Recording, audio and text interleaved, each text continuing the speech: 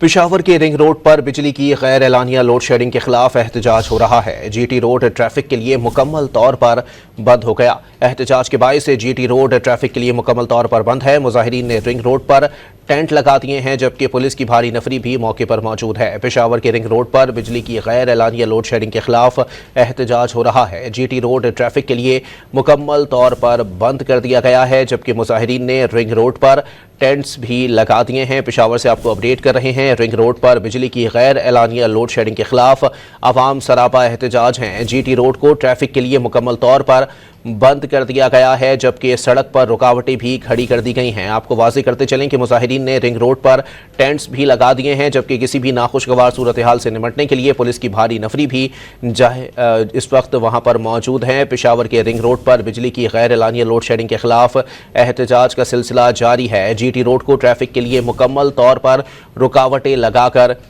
بند کر دیا گیا ہے۔